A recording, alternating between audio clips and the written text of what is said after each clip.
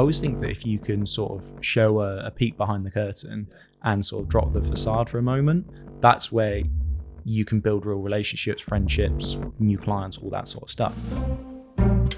From GoFounder, it's Business NoBS. Why is it called Business NoBS, you might ask? Well, there might well be a few knobs on the podcast, me being one of them, but what it stands for is Business No Bullshit. This podcast series is all about the trials, tribulations, and occasional successes of starting and growing a business without the Hollywood filter. I'm Eddie Whittingham, and on today's episode, I'm joined by Scott Millward to talk about the good, the bad, and the ugly of personal branding. There's no denying that personal branding can be a powerful tool when it comes to growing a business. But by the same token, there's also a lot you can do wrong. The trick is being authentic. People are like, oh, you must be making loads of money. And it's like, the business has some money. Yeah. I don't. Yeah. Yes. And I think that is often the misconception, is that if your business is growing or becoming more successful, that you have more money. It's like, well, no, because if you take the cash, you sort of choke the fire. Scott is the founder of Voir Agency, a Manchester-based content marketing agency. He knows firsthand what it's like to build a personal brand, especially as his own personal brand eclipsed the former employer he was working at, prompting Scott to set up his own agency in the first place. My personal branding sort of journey, process, whatever you want to call it, probably started about 3 years ago. I started creating content on the platform in order to drive recruitment leads. Yeah. The business was arguing about how to brand itself and how they wanted to be perceived.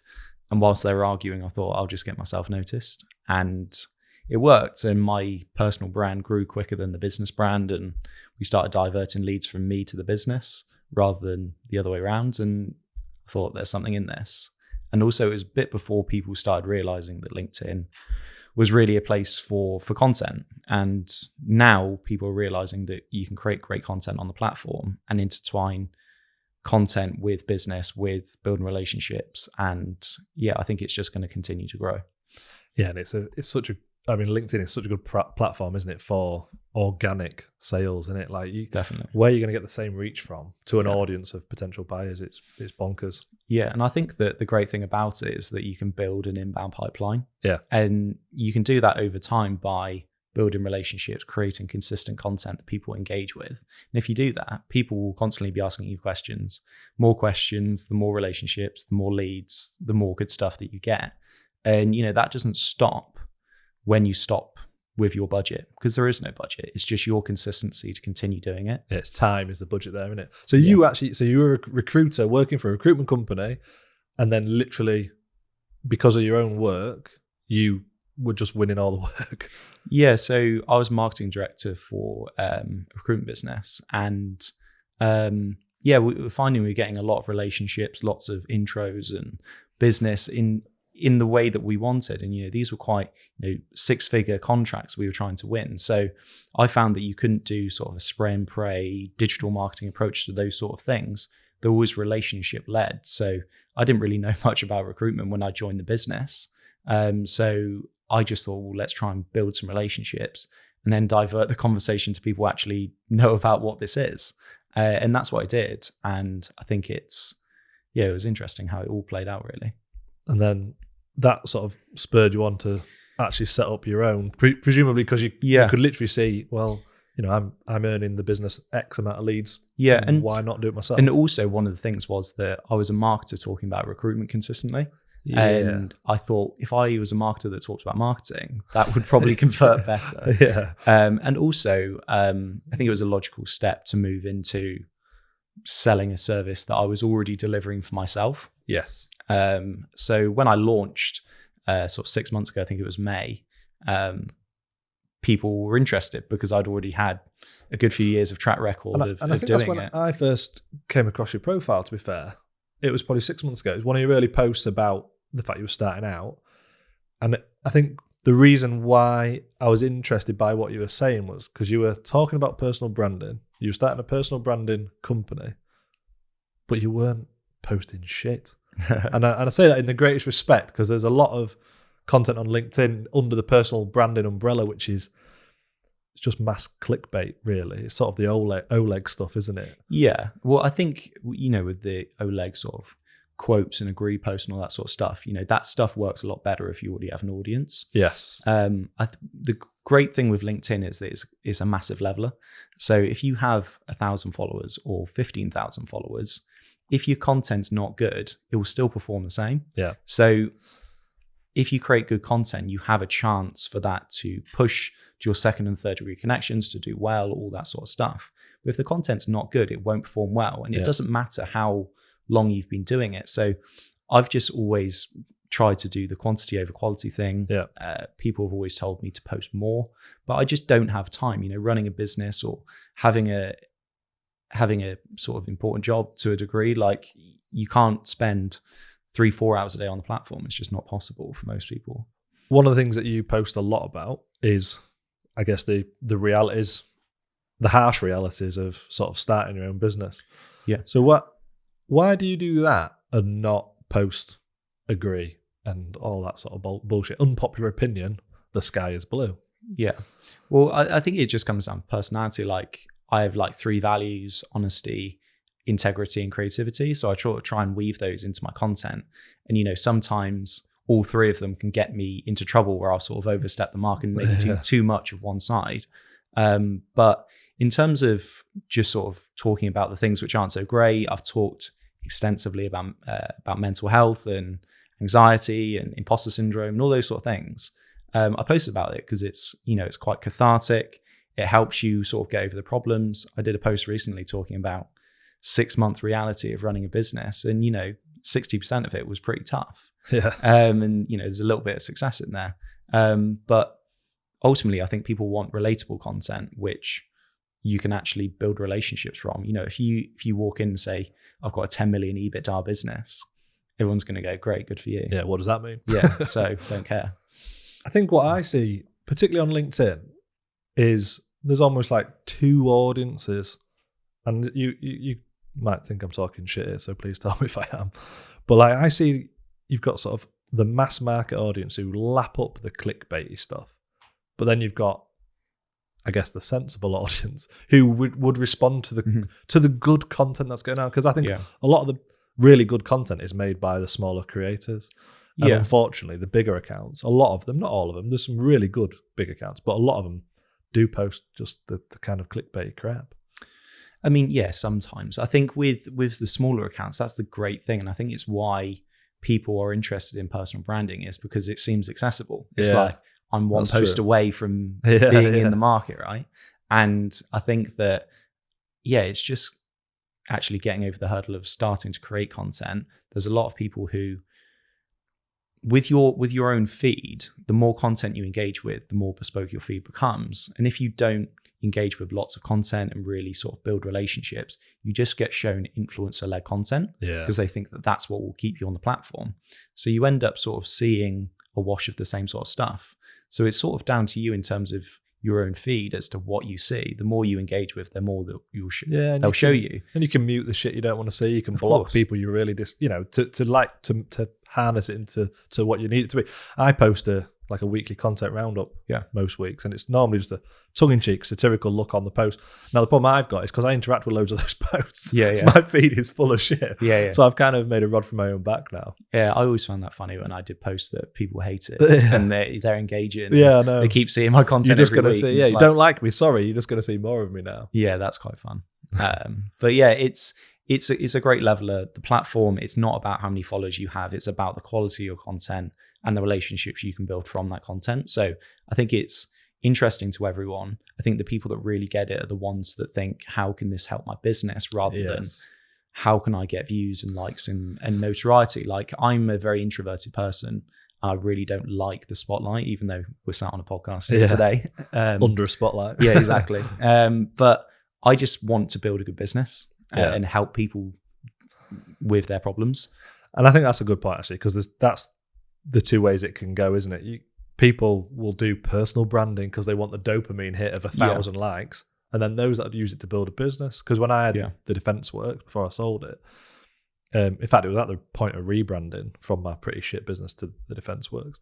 And I invested in like the whole idea of personal branding, and I used like my own natural tone of voice to try and push the brand a bit more and try and speak in a way that people weren't speaking, which was the way I spoke anyway. And I used it to build the business, and it helped massively. It's the best thing I ever did in many respects for that business, and probably why it went on to do all right, because I could talk and get some attention that, you know, if you're just talking like a traditional business guy or what LinkedIn used to be 5 years ago, you're just going to get nowhere. I always write how I speak, and I sort of encourage other people to do that. Obviously, people speak in a different way, so it translates to your writing. But I'm massively dyslexic, so I'll write sentences the wrong way around, and ideas will come out in weird ways. But it sort of meant that I could sort of break through the sort of traditional writing barriers in communication, so that you sort of get to the crux of what people actually want to see, rather than over explaining. I'm currently writing copy for my new website, and I'm like, should I really be writing things like this? Or surely I should be writing my bio a bit different. But you know, it's got to reflect you as an individual and a business.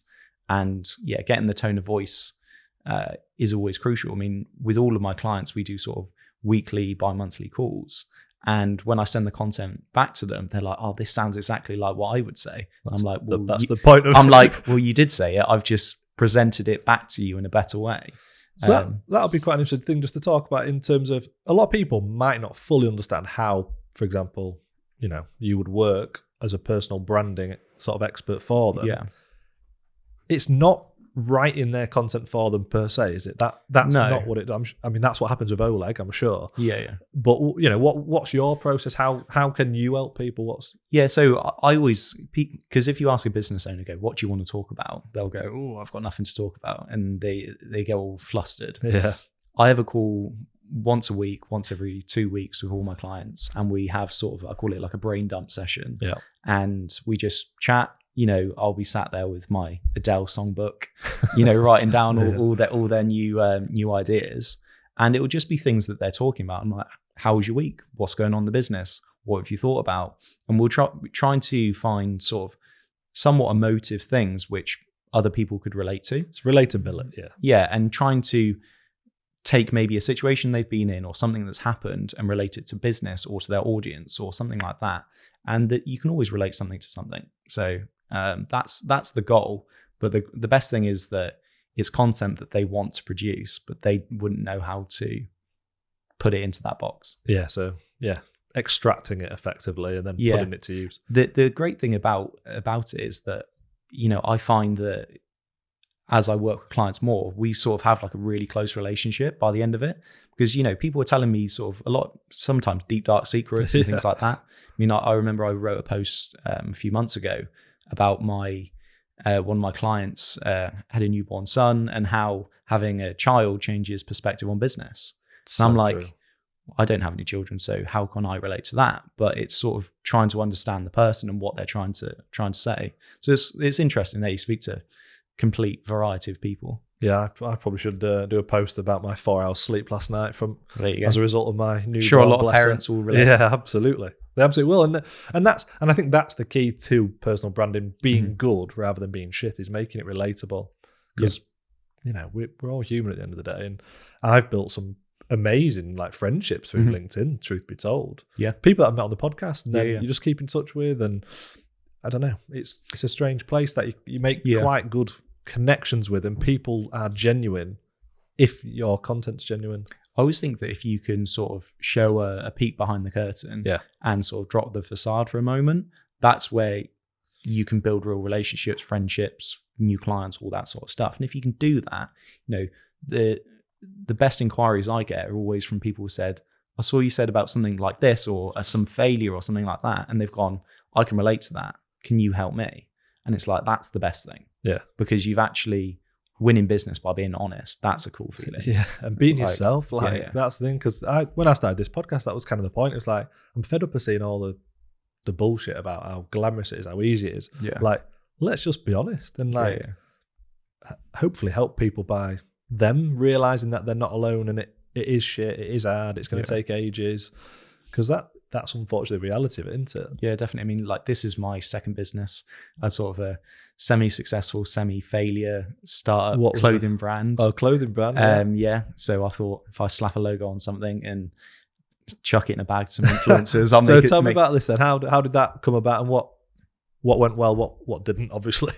So I had an idea for a French men's fashion brand because I had an ex-girlfriend who's French, and I saw all the fashion there. 10 years link. And it was very different to the Six Silk type, 11 degrees stuff that I was seeing at the time. And I thought I could do this. So 6 months before graduation, I sort of started in sort of an enterprise program with my university, and I got a grant which helped me start the business. And I turned down my grad job to go and do it. Oh shit! Which was, a 35k grad job to go and do this, and I was like, okay, this is pretty balls, eh? Yeah, well, I thought it is at that stage, though, isn't it? Well, it seems it, but my perspective was, I'm a skint student. If this fails, I'll be a skint graduate. Yeah, so exactly. I thought, like, might as well. And I worked in clubs and bars for a year, 18 months, sort of 5 nights a week, and then 5-6 days a week I worked on the business. And terrible business to be in, because every single collection you have to reinvest the money back into more stock, and I'll be spending money up front on stock and taxes and shipping, and then I'll be giving away a quarter, a third of my product to influencers to grow the reach and the sales. And it was just like a big rabbit wheel that just sort of kept. Well, yeah, because you got so much money locked up in stock all the time. And it was like, okay, so all the white t-shirts are sold and all the black ones didn't. Why is that? Yeah. And it was just, it was quite a stressful business to be in. But yeah, I did that, and that's really where I learned how to do marketing, to be honest, because it's a lot of pressure when it's your money on the line. You've got to work out how to solve the problem. I did a business degree, and that didn't really teach me much about business. So I sort of had to work it out on my own. I left that and then went in sort of like social media consulting, and slowly moved into sort of B2B, because I realized I liked creating content and doing marketing, which was like relationship led rather than conversions and, looking at your Facebook ads manager every day. That didn't really interest me. I always like to hear that people have kind of had a business that's failed, and not in a nasty way, but I think it helps you realize what you do and don't want from a business as well. Yeah. Because, just because you fail at one doesn't mean you'll be successful in another. Yeah. And vice versa. I did all right in my first one. Doesn't mean any of my future ventures are going to be any good. Yeah. But the learning bit is the fun bit, isn't it? Yeah, definitely. I mean, I went through this enterprise program, which I had a mentor, and they pulled me through the program and all this sort of stuff. And I went back and I started mentoring students that were a year behind me in their process. Yeah. And I was saying to them, I was like, would you do this idea for free for a year, 18 months, no income? And if it was a complete failure, keep doing it for another 2-3 years, 2 months, whatever. And they're like, no. And I'm like, well, don't start then. Yeah. Because it's just like that. I think that's really good advice. And, I think I told about 90% of people not to try their idea, because it was just an idea and it was on a whim. And I was like, if you don't believe in it. I see so much of that. And it makes me a bit sad, because you see them that they've actually got like an idea that actually could work. Yeah, yeah. But they're not actually that committed to it. Yeah. And it could work, but it won't work because they won't work to the degree. So actually, if someone else had that idea, it might work. Yeah, yeah. But because I look back and I think, shit, when I was building the defense works, I was all in. All in, time-wise, financially didn't have a choice really, because back was against the wall.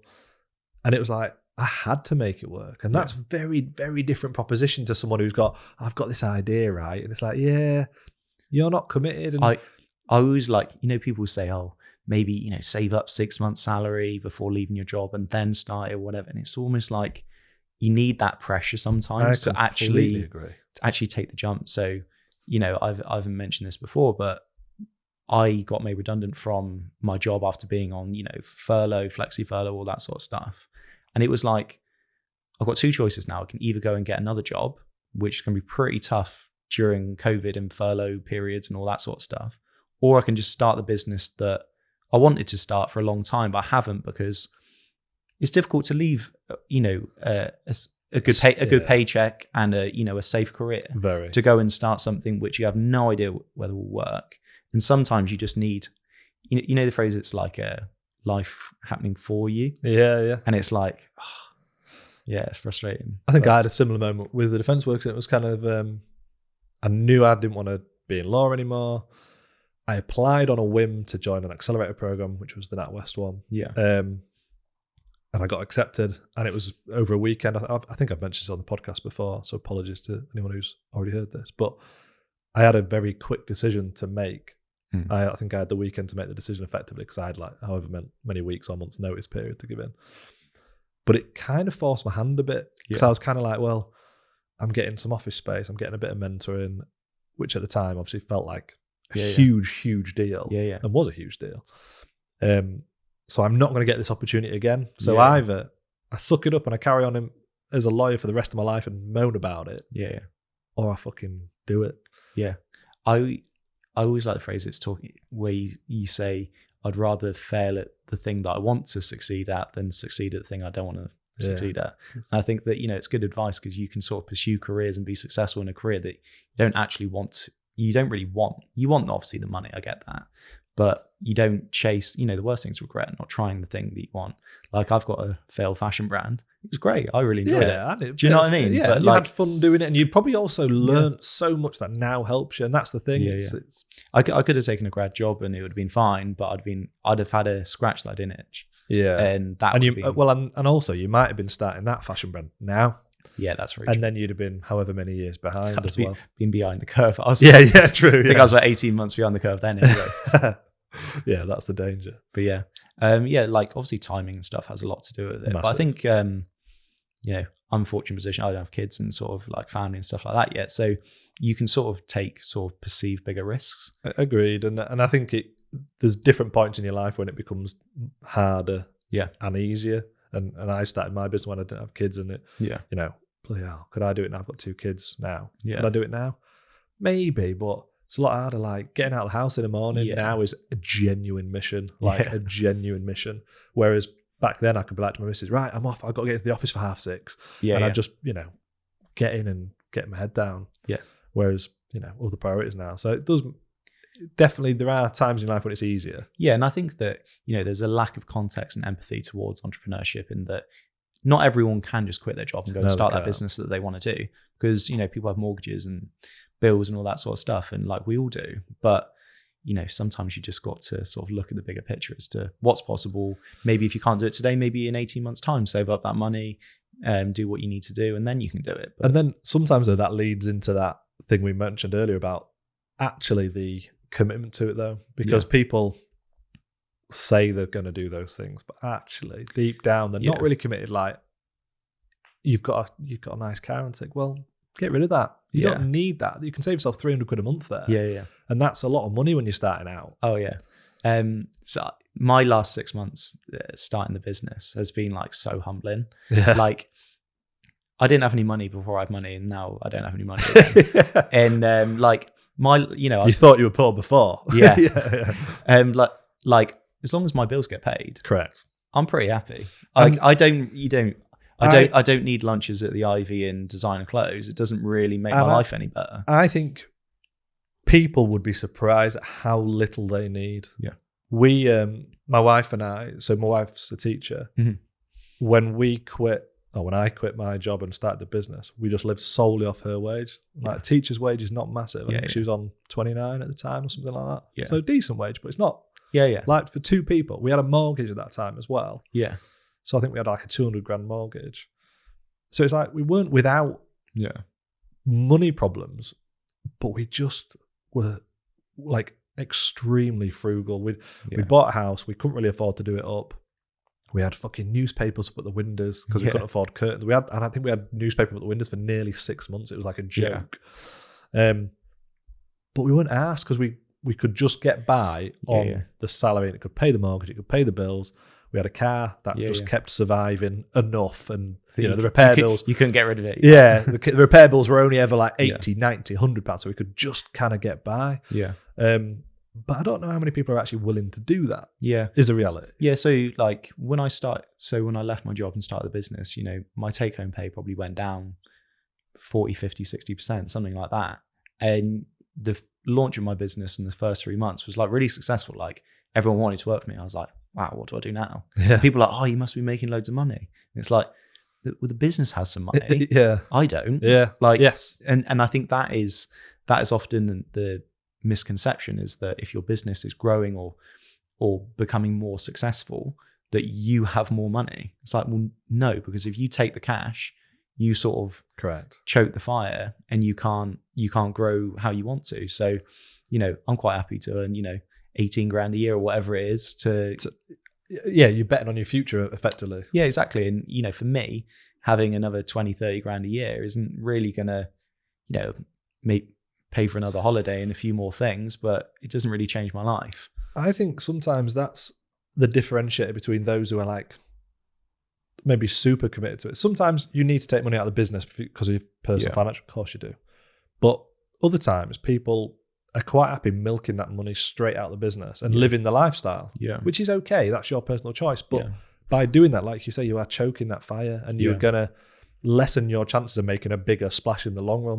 Well, I think people, when they start, especially service businesses, make a decision as to whether it's a lifestyle business or whether it's, a scale and grow business. Because, you could, I'm going from this is a job to, well, it's a well-paid job, or to now we can try and make this business. Because you can quite happily stay in a well-paid job scenario, coffees on the company card and all that sort of stuff, and have a really good lifestyle with it. And, that's fine. And a lot of people do that. But if you want to scale and grow it, employ people. And I don't know about you, but the decision-making process is an interesting one, because I remember like first hire, second hire, third hire, every time I got to the point where I was like, I think we could hire here. Yeah. It was a case of looking at the books and going, right, there's 20, 30 grand there. Yeah. I could. Obviously, it wasn't there, but it was coming in the pipeline. Yeah. I could take that money out and have a great holiday. Yeah. Or do something with it. It's betting on the future, isn't it? Of course it's going to be a good investment. Yeah, I could leave that money and hire someone and take the team to 6 of us or 7 of us or 8 of us. And then all of a sudden you're like, shit, I've got like 10 people and it's costing a hell of a lot of money. There's also a balance though in the vanity metrics of it. Yeah. Like my business right now is me. And, I could have hired people 3-4 months ago, but I thought, I need to work the business out first. Hopefully in sort of the new year, might sort of take on a couple of people where sort of, they can help me create content and sort of manage my diary and tell me what to do. Yeah. And like, that would be great. But it's also like, you need a bit of time to learn your business, but also don't, get fancy offices and hire too many staff just to push the perception of success. The success is in the successes of your clients, not in your business being perceived as being bigger and more credible. But there's so much of that, like, well, it's short-termism, isn't it? Yeah. And for me, like, I've got a goal of in the next 5 years to build a great business. And, 5 years is a decent amount of time. Whereas, 3 months, 6 months, 12 months, like they come around fairly quick. So, you don't need to push your ego. No, you on don't. These things. Well, we built a business in a pretty modest office. Yeah. It wasn't a city centre office. It was very cheap by comparison. But I built, multi-million pound company. Yeah. And it's like, that's cool. Yeah. And like I kind of love that. And the staff liked it because they like sod paying £10 a day parking and all that sort of stuff. Yeah. I'm sure there's no decent bars near it, but I don't know. There's definitely a bit of vanity that people get too involved in, and and I think that's part of the entrepreneurial journey in a way, because I don't know, you feel like everyone's always asking you how you're doing. Yeah. You might have found this since you started the business. How's business? Yeah. And like, it's all right. Yeah. Not great. No one wants to say that, do they? People, like, one of my values is honesty. And like, when people ask me, I'm like, no, last 3 months have been pretty shit. Yeah. They're like, oh. Yeah. You all right? Yeah, I'm okay. Yeah. Like, I was sort of expecting this to happen. But it's sort of like, I always like the idea of, your accountant doesn't do your books week to week, month to month. They do it over a 12, 18 month period, because there's enough to like look at. And it's the same with building a business, that you need a longer period of time to actually quantify what's going on. And, you can have a shit week, a shit month, but, if you add them all up, I look back the last 6 months, I'm like, it's gone pretty well. Yeah. But the first 3 months were great, and the last 3 months have been pretty tough. Yeah. But you add it all together and it's been all right. Yeah. And so It's that taking a step back and having that overall view of it, isn't it? Of progress. And whether that's, you pre-launch and you've made really good progress, or you've launched and it maybe hasn't gone to plan, but you've had a good month there. So actually it spreads it out. Yeah. And I say this probably on every single podcast, either my own or ones that I go on. It takes time, doesn't it? Yeah, definitely.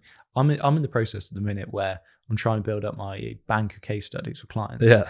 And, I'm giving discounts to clients, which I shouldn't really give them the discounts, but like it might be like the lowest paying client is the one I want to work with most. And I know that they could be the best case study for me. And it's like that amazing case study is going to be more important for my business than a bigger paying client. Yeah, because I suppose in your game, if you get one which goes like bonkers, you cracked it, haven't you, in a way? Yeah, and it's just seeing that potential in people and in the businesses as well, that they could tell a good story. And it's doing the things in those early stages that aren't scalable. Yeah. I think too many people, and I've been guilty of this, is where you try and set up a business to be scalable from day one. It's like, don't do that. Do the shit that no one else can do. Don't do the things that the big companies are doing because they're crap. Yeah. You've got to do the things that get you noticed. Yeah. And so you kind of cherry picking a few people that you don't have to do the rates you're doing, but it's going to get you somewhere. It's also it's worth it. I don't want to not work with a startup who, like me, probably doesn't have a huge budget, Mm-hmm. but I know that this would be a great thing for their business. And if we can do it for 6 months, probably going to have a chance that it's going to be successful. So it's like, it's choosing your battles. But ultimately, if you're a business owner, you get to make that choice, don't you? Of course you do. And I think that's quite cool. And it's also your choice to turn down business. I've turned down quite a lot of business from people who have come in and said, right, so we want to do branding for 3 months. We want to pay you stupid amount of money, but we want this much, what's the ROI on this? And it's like, we don't build brand over 6 weeks, do you? No. It takes time.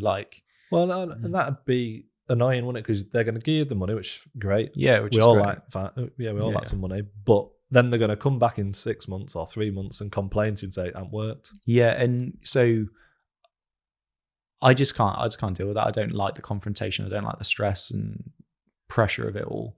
I'd rather just work with people that sort of get it from the get-go as to what the expectations are. When I have my deck and I speak to prospects, I have like 2-3 slides which are just my expectations and what your expectations should be, so that when we start, that they're on the same page, and it seems to work. But yeah, it's a process. Definitely. But yeah, it's trying to manage expectations from day one is crucial. But if you sell the dream and in 3 months' time you're just burning bridges, your reputation will get burned, and that's going to affect your business long term. And I just don't want that. In terms of pressures and anxieties and stuff like that, I'm someone that's struggled with sort of anxiety and all that sort of stuff for quite a long time. And I work with a life coach who's amazing, and it's a lot of business advice and manifesting and all that sort of stuff, if you believe in those things. But a lot of that leads into how I work every day and the sort of clients I work with and sort of business I do, in that, I don't want to be anxious whether, I'm being perceived in the right way. And, that's been one of the struggles for this first 6 months of the business. It's like, do people actually like this? Is it working?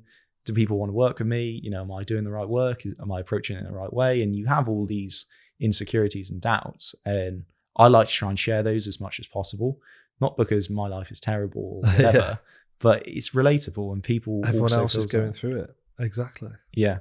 So I don't know. Do you find it easier running your own business from an anxiety point of view versus being an employee? I think it has different challenges. I don't think one is necessarily better than the other. I think there becomes a lot more pressure and challenges with running your own business than being employed. However, you do have, that locus of control to a degree. Like, I can sort of make my own decisions. Whereas if I'm employed, there's not, my boss could tell me we're not doing that project, we're not working with that client, or, you're sacked. Like, do you know what I mean? Whereas if, I can work with clients over a long period of time, I can make my own decisions. Obviously, there's different challenges, there's pressures and all that sort of stuff. But I think there's a lot to be said for having control. Yeah. I think I found it quite mentally freeing that if I wanted at 10 a.m. to go and have a coffee or go watch a movie, I could. Never did. Yeah. But the fact I could made all the difference. I talked about this before. It was sort of like business FOMO, and people are like, oh, so you work for yourself, you come meet me for a drink at 3:00, and I'm like, well, I could, but what about like the FOMO of missing out on something that I should be, I remember I took my dog for like a 2-hour walk the other week in the middle of the day, and I was like, oh, I should be doing something else for the business, because it's the guilt, isn't it? Yeah, and it's like guilt. And I'm like, oh shit! Like when it gets to like 5:30, I'm like, okay, well, I could probably log off. Yeah. But and that's real, that, because I used to have it like the weekends and stuff, and it got quite negative at one point with for me personally, because the business was growing very slowly in the early stages, as most businesses do. People are always saying, how's business? Not great. I think you always think that more hours and more time will improve things, and I don't think it necessarily does. I agree. Like my partner's always shouting at me, telling me to come out of the office and chill, because at the moment my day's quite busy during the day, so a lot of the content I create is in the evenings. So I'll be sat at my computer at 10, 11, 12 o'clock at night writing content, and I do enjoy it, but it can get draining if you do it too much too often. So you sometimes have to set your own boundaries. And it's the classic phrase of the old busy full. There's plenty of weekends where I probably sat there for like 8 hours and didn't really do it, and I'd have been better just going out and having a good time. Yeah, definitely. Like I don't create content over the weekend. I don't post on weekends. I don't tell any of my clients to. And like there's the argument that it'd probably help and it would improve things, but But at what cost? At what cost? You got to switch off at some point, right? Yeah. Business and working life is hectic. You might as well have a life as well. So obviously you're still in the startup phase. Yeah. What's next? What do you want to do with it? Because this is always a really interesting question, I think, when I ask people, because it's like people do have lifestyle businesses. People do have massive aspirations, or medium aspirations, or whatever it might be.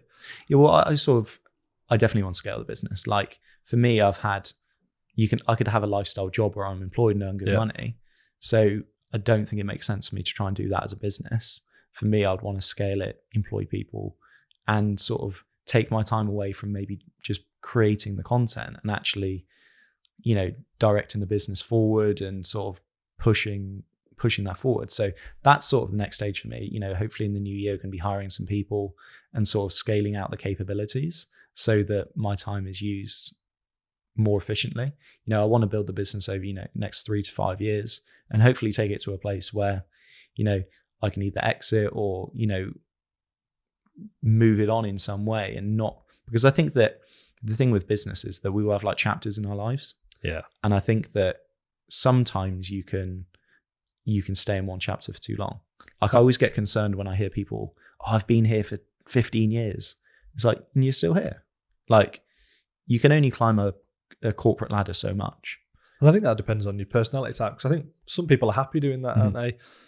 I am not of the personality type where I could have started my business and been doing it for 20 years. Like, I'd be bored to tears, truth be told. Also, there's the fatigue of it. Because you've got the fatigue of doing something for so long, even if it's successful. You could take a business from 0 to 20 mil, and that could take you 20 years, or you could take it 0 to 4 mil, and it'd take you 5 years. Like, what's more fulfilling? I don't know.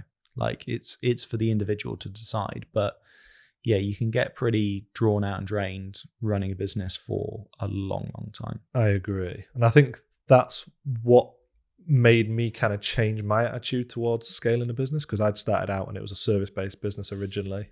And I think I really struggled with the idea of like, oh, right, I was super excited about starting a business. Now I've started a business. I don't really know what I want to do.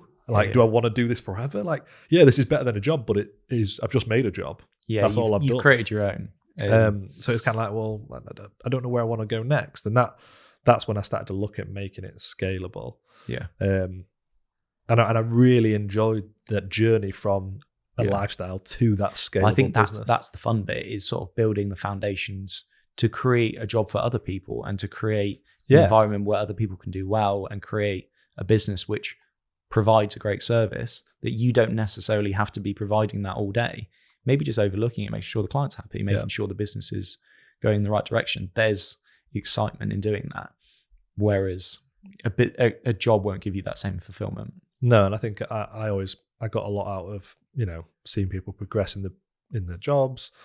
And taking on a slightly different role to the day-to-day kind of I guess the admin that I had done when I first started, that made a big difference to my own kind of happiness and where I wanted it to get to as well. Yeah, well, like the greatest fulfillment is in helping other people, right? That's why philanthropy is so popular, because rich people like to give their money away because it makes them feel good. Like, obviously helping the causes is great, but that's really why they do it.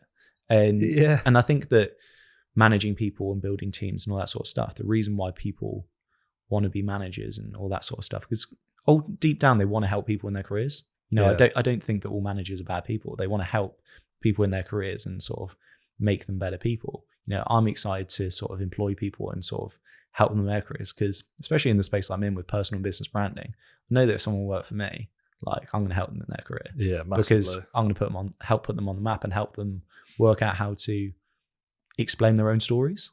Like, I see a lot of people on LinkedIn who are like students and young people starting out as grads, and I'm like, just talk about what's going on with you, because that's so relatable. No one talks about it. If you're 55 and a successful white male, like, it's not really that relatable.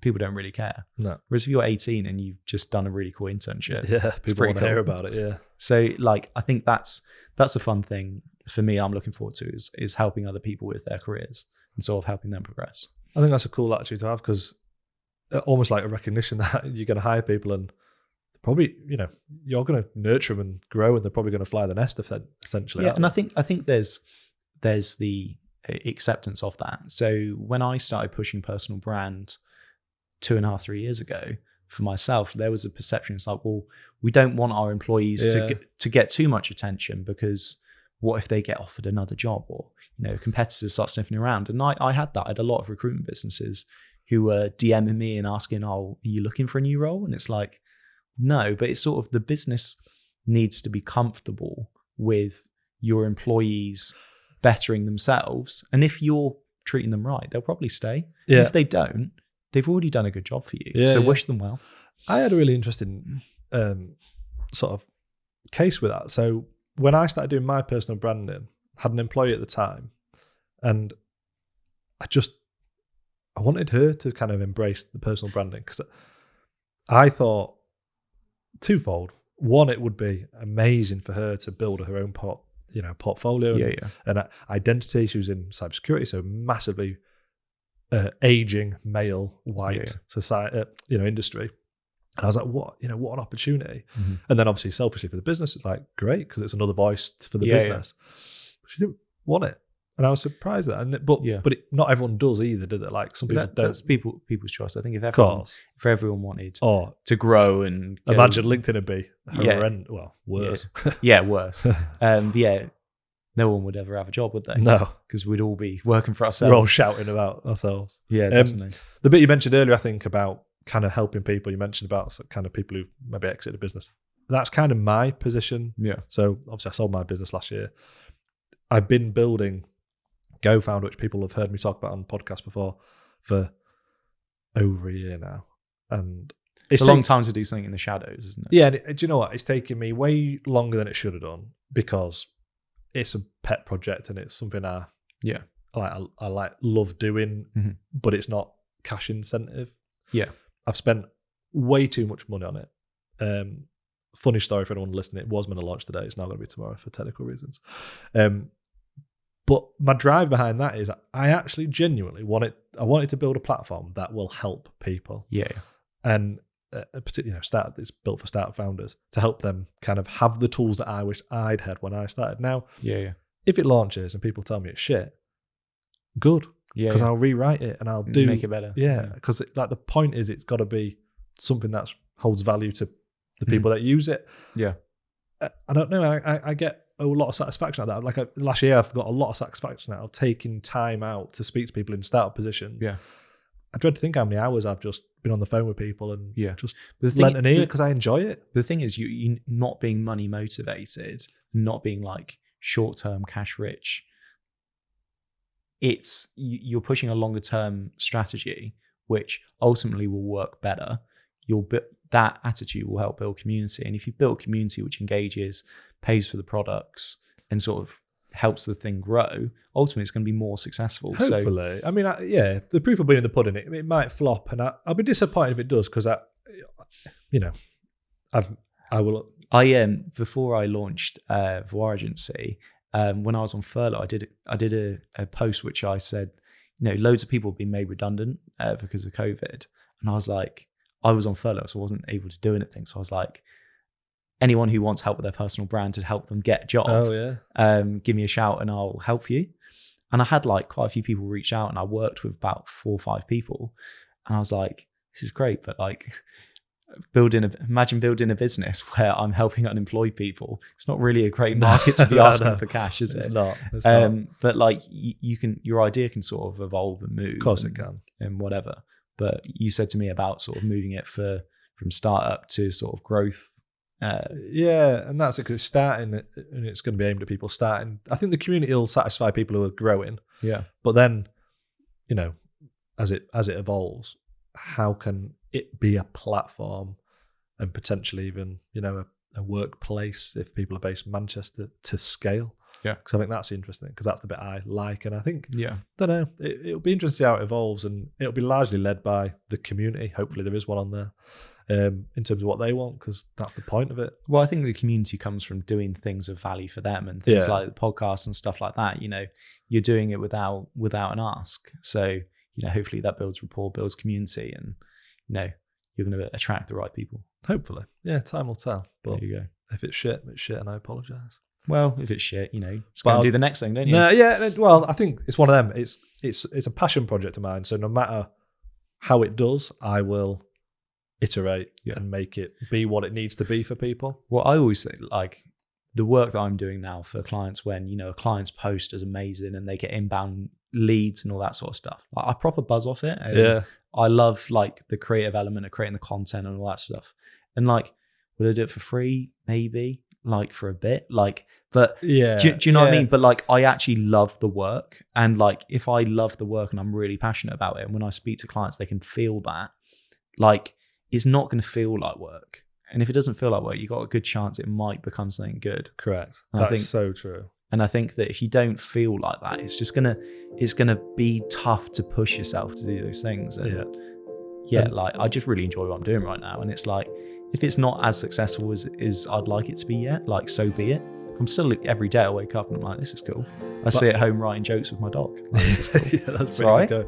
And if you are building your own personal brand, and this goes for anyone who's building a personal brand, it will serve you for the test of time. Don't get banned from the platform, and it'll serve you the test of time. I've been close, but not quite. Not yet. I've been banned for 24 hours, but they'll let me back in, so there you go. I'll try and behave now. Sorry. That's Scott Millward, founder of Voir Agency. Personal branding can be a powerful tool for people when growing a startup. We live in an age where, more than ever, people want to connect with people. By utilising personal branding, startups can build following, communities, and ultimately drive both credibility and revenue. Thanks for listening to this episode. Please do remember to subscribe, and of course, please do leave us a review wherever you get your podcast. It really does help. You can join GoFounder, our community of startup founders, completely for free over at GoFounder.com. A special thanks to Scott, and of course to you, for listening to Business Knobs from GoFounder.